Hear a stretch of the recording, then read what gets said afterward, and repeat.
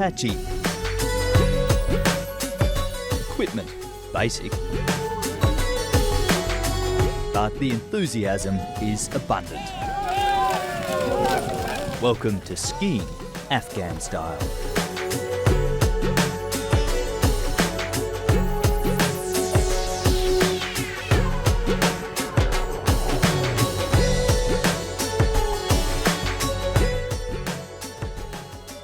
In a nation racked by violence lies a place that still offers that rarest of commodities, peace.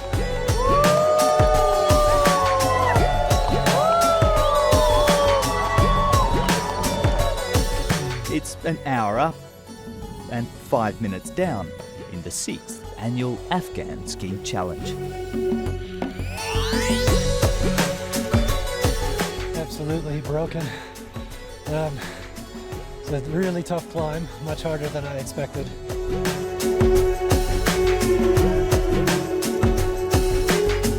The field comprises a few adventurous Westerners with a horde of hardy locals, well acclimatised to the lung-tearing kilometre-long climb to the top. It's really funny, struggling up the hill, sucking wind, just absolutely dying. And then you see these little Afghan kids, skis over their shoulders, just breaking trails straight up the mountain, and you just have to, chuckle about it. The race was conceived and is still run by European ski enthusiasts working in Kabul. Locals have taken up the challenge with passion, even if there's still not quite enough donated ski equipment to go around.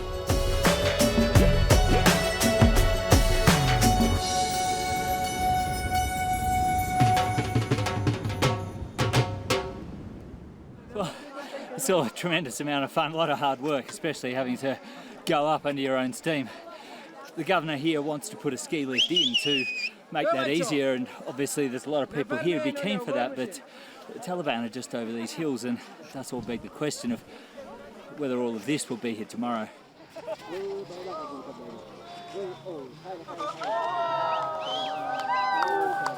Bamiyan is the ancestral home of the Hazara people, a Shia Islam minority making up about 10% of Afghanistan's population. The Sunni majority Taliban regard them as infidels, to be subjugated and massacred.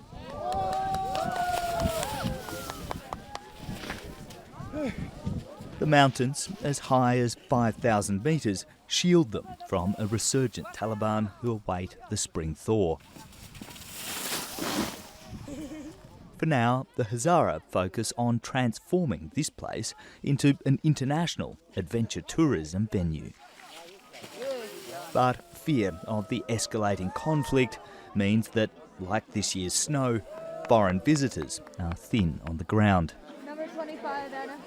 Yeah. You get here and you kind of forget all that when you just see, people hanging about, having a good time, participating in a ski race. Everybody's really warm and welcoming and friendly, and so it feels very normal actually when you're here, as compared to what you see on the news when you're away. But yeah, I mean, you just pause and think, and it's pretty surreal to be here. Texan lawyer Jeff Olson caught the snowboarding bug a couple of years ago and happened across Afghanistan surfing the web for exotic slopes. You see the military guys down here, and you think about where you are and what you're doing, and it's just incredible. You just have to stop and pause for a second and appreciate the moment.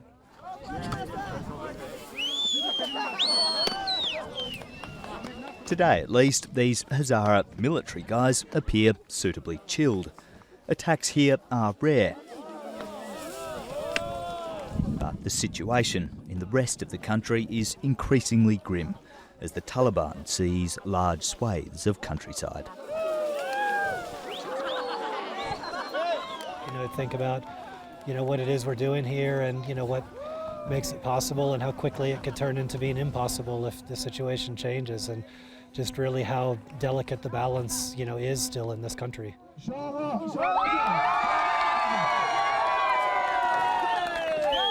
Living fully in the moment, the ski crowd celebrates the win of Shah Aqa, a young mechanic from a local village.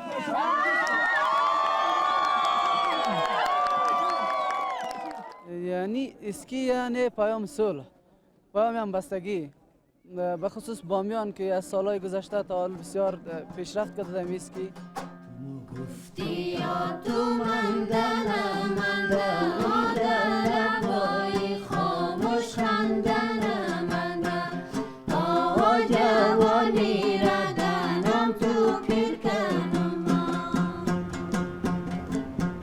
Located on the ancient Silk Route, Bamiyan is the capital of Bamiyan province and lies about 240 kilometres northwest of Kabul.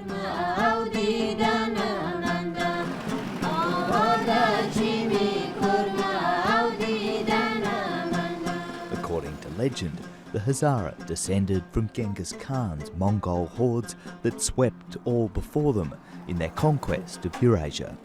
Their distinctively Asian appearance sets them apart from other Afghans. At home, that helps them spot the predominantly ethnic Pashtun Taliban, but venture out, and they're easy targets for the extremist Sunni insurgents.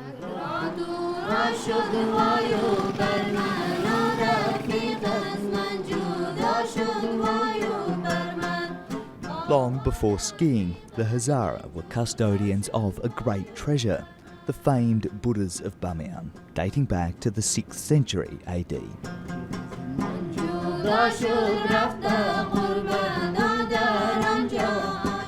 1,500 years of history was obliterated when, in early 2001, Afghanistan's Taliban rulers declared the Buddhas to be un-Islamic.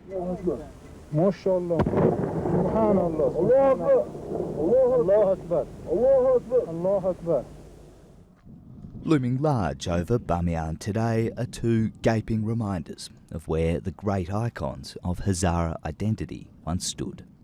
The lower caves over the years were used for local people for animal feed.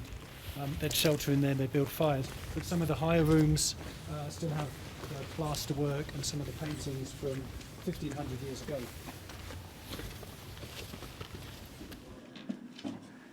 Guided tours of the world's hotspots are becoming big business.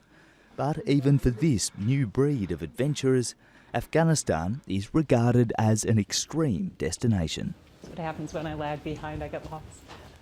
What did your friends think when you said that you're off? Well, I've been here before, so they weren't completely shocked. I have some friends who were like, oh my gosh, I wish I could come with you, and other friends who think I'm insane. Basically, it's supposed to represent... On tour with Texan Jeff Olson is New York financial analyst Lisa Furst.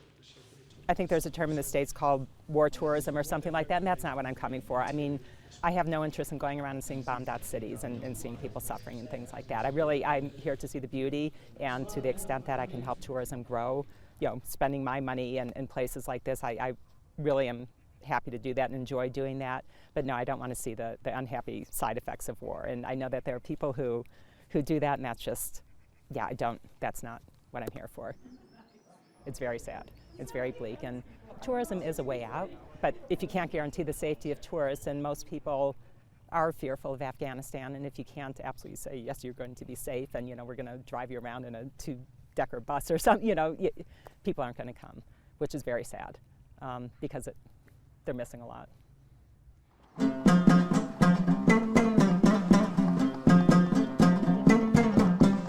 Amid the uncertainty, an assertive generation of young women has no intention of returning to the conservative past.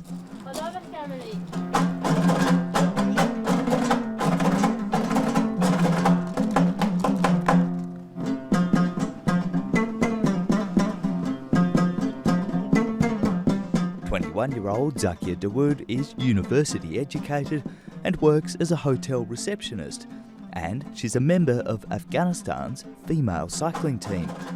All of this is done with both parents' enthusiastic blessing.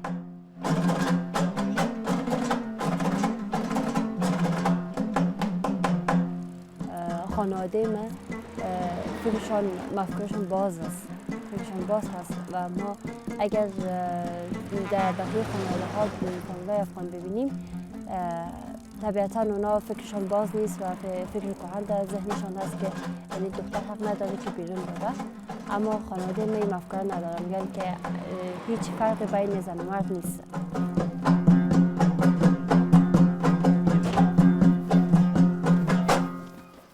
This is my home. Nice. Oh, and he's my brother and my father and my brother. His name is Dawood. This is James. And this Mahdi. Salam. This James. Natty? Nice to meet you. Welcome. Thank you, Zakia. You're welcome. Zakia's family is comfortable by Bamiyan standards.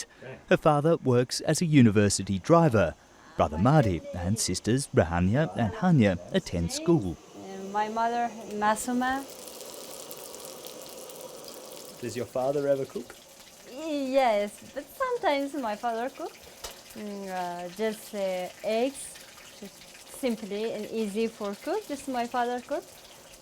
Then when my father cooks, my brother also helps to his for cook dinner.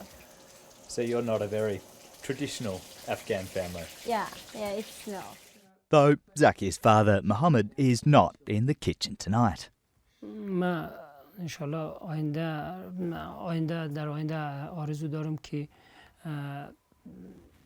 بچه‌هایم بتونه تحصیلات عالی داشته باشن. Thanks, Dylan. No, thank you. Like many Hazara, Mohammed fled to Shia Iran during the civil war of the 90s. There he married and started his family. They were encouraged to return 10 years ago with the promise of a better life in the new post-Taliban Afghanistan. Now he fears that the very freedom Zakia enjoys makes her a target. نگرانش از یک طرف نگران هستیم به خاطر که اونا رو پاکستان حمایت میکنه و بعضی کشورهای همسایه ما که واقعا خوبی ما رو نمیخواد مثل پاکستان یک وقتی کار به اونجا برسه که بخوان علیه طالبان بجنگن اگر سلاح و مهمات بهشون برسه میتونن از بامیان خوب دفاع کنن و طالبان را نگذارن که داخل بامیان شن. اما این بنا بعضی نمیشه که من همیشه خانه بشینم به خاطر که ترس از طالبا که روزی مبادا برسه طالبا گیر کنه و خود من از بین برد. ما همیشه با این مشکلات جنگیدیم و فعلا هم می جنگم با این مشکلات، چون اگر من نجنگم پس من شکست خورده و پای پس بکشم.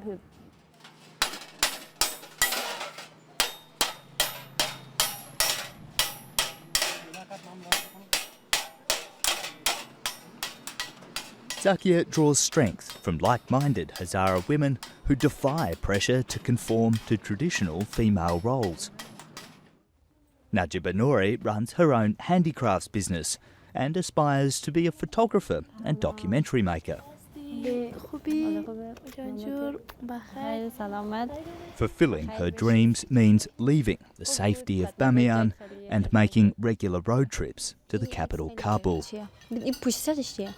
But it's a career path fraught with great risks.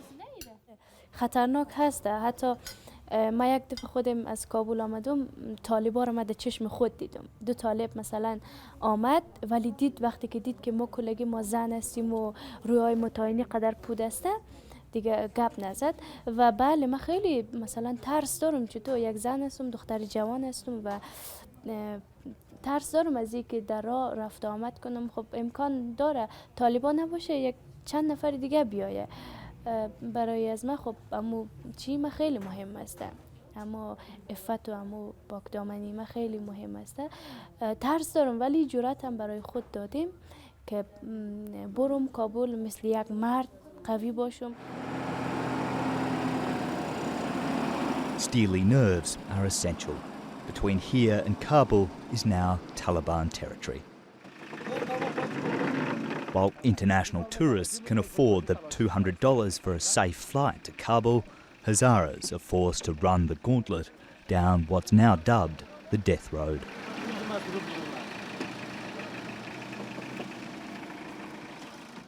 The Taliban now compete with the newly arrived Islamic State for power amongst jihadists, each faction seeking to demonstrate their brutality against the Shiite Hazara.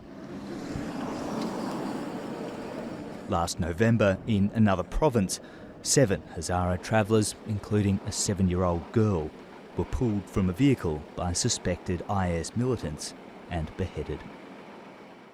Well, this checkpoint is about half an hour from Bamiyan city, and about another half an hour down that way you'll meet the first Taliban checkpoint. It's an hour or so if you're coming in from the Wardak way. For the Hazaras who brave extortion, kidnappings, even beheadings, making it here brings a sense of great relief. But for the border guards who search and patrol this area, it's a difficult and dangerous job. Not only do they have to keep potential insurgents out, they also have to search for explosives that can be hidden in just about anything. And that's perhaps the greatest threat here, is not an all-out assault over the mountains, but an ever-increasing campaign of intimidation through bombings. Police Commander Reza Moin and his men seized 350 kilograms of bomb-making material last year. They search 500 vehicles which pass through here each day. 1 car bomb, and this gateway to Bamiyan could be breached. ما به خاطر خدمت مردمی بامیان خود قربانی قرار میدیم که دیگه مردمی بامیان آرام زندگی نمایند. از نگاه تشکیلات قماندانی امنیتی بامیان واقعا کمه. تشکیل پلیس بامیان کم است. این ما تقاضامند که باید تشکیل پلیس بامیان افزود شود که در آینده بتونیم تامین امنیت بهتر خوبتر را برای مردمی بامیان و مردم شورای عمومی ایجاد نماییم.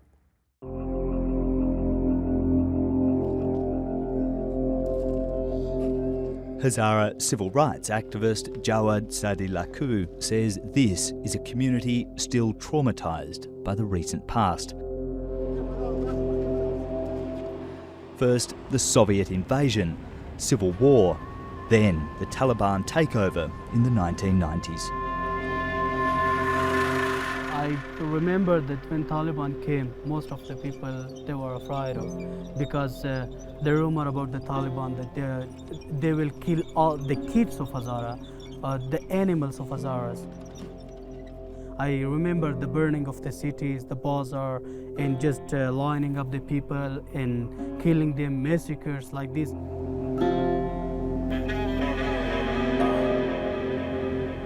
I remember that 3 of my uncles, they took them from their shops and line up with more than 300 people. Once they shot, just killed them, just fired on them.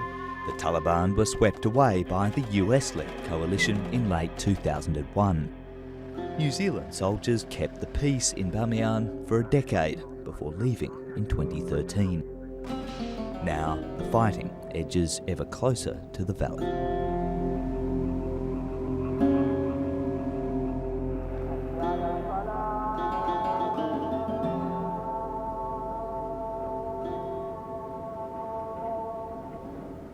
Even by Afghanistan standards, Bamiyan is desperately poor.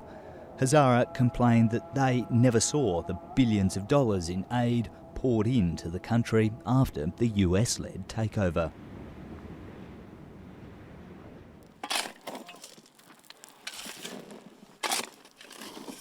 A few hundred metres from where the Buddhas once stood are caves which centuries ago sheltered Buddhist monks. There are 1,200 caves in Bamiyan. Jawad says this is now home for hundreds of families driven off their lands by years of conflict. James, there are the families that they are living more than a decade here in the caves in Bamiyan, and mostly they are coming and going when their situation gets better. They are coming, going to next places. Salam. 18-year-old Sakina Ghaffar is mother to 2 small children. She's struggling to feed them and stay warm while her husband is off looking for work.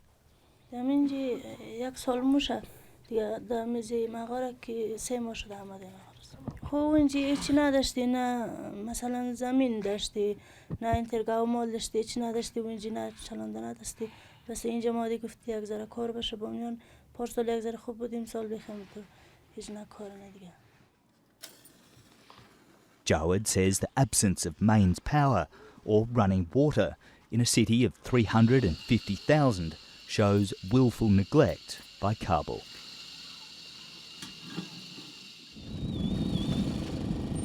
There is, we cannot deny the discrimination of the central government against the Hazaras, against the Shia. They are thinking that the Bamiyan and the Hazaras are not in the priority list of the government. That is why they do not aim, because they put all their attention, all their resources to the southern and the northern part of Afghanistan.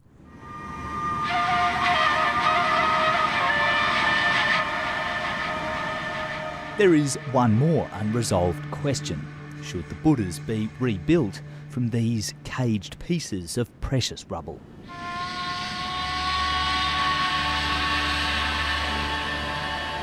Last summer, a wealthy Chinese adventure tourist provided a glimpse of the possible, bankrolling this light show.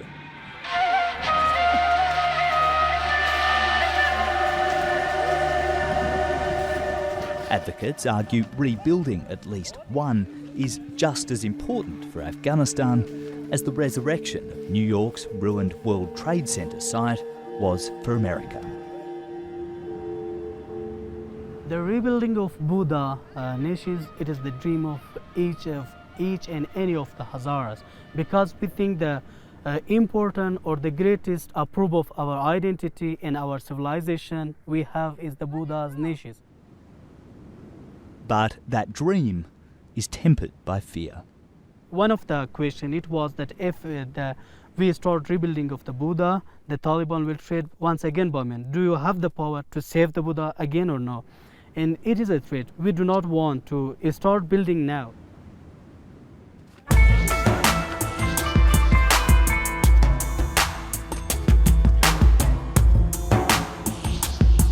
Back on the slopes, it's time for the local Hazara women's race.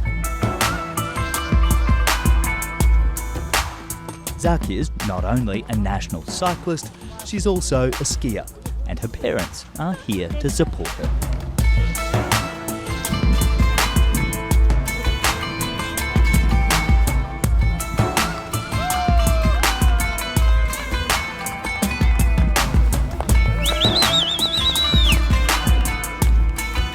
Amidst the enthusiasm remains the question of what and who lies beyond the horizon.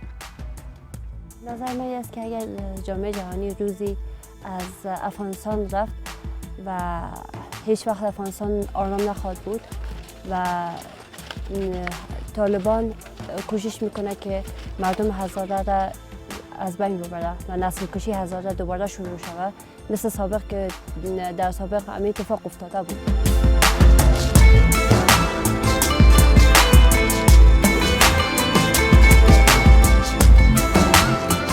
Hundreds of thousands of Hazara have already fled abroad, seeking asylum across the globe from Germany to Australia.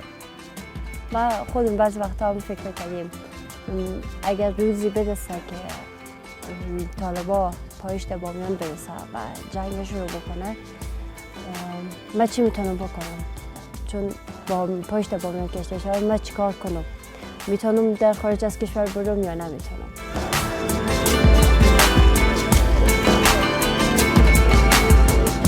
من حدس میزنم و فکر میکنم که میآید طالبان در بامیان میآید و روزی خواهد آمد و من میگم که اگر روزی هم بیاید خیلی محکم میآید و اگر اینا آمدنی شد در بامیان فکر میکنم که این دفعه با آمادگی خیلی قوی میآید و امکان داره که بامیان خیلی جاهایش را از بین ببره مثل بودای ما که بودا من فکر میکنم که الان مگه مرمت شده به بار دوم هم بودا میزنه.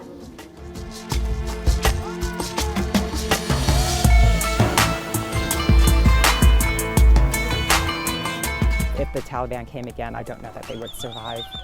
That's crushing. I mean, they're warm people. They have so much to give and so much to offer to the world. The culture here, to lose this is just a sin. It'd be shameful.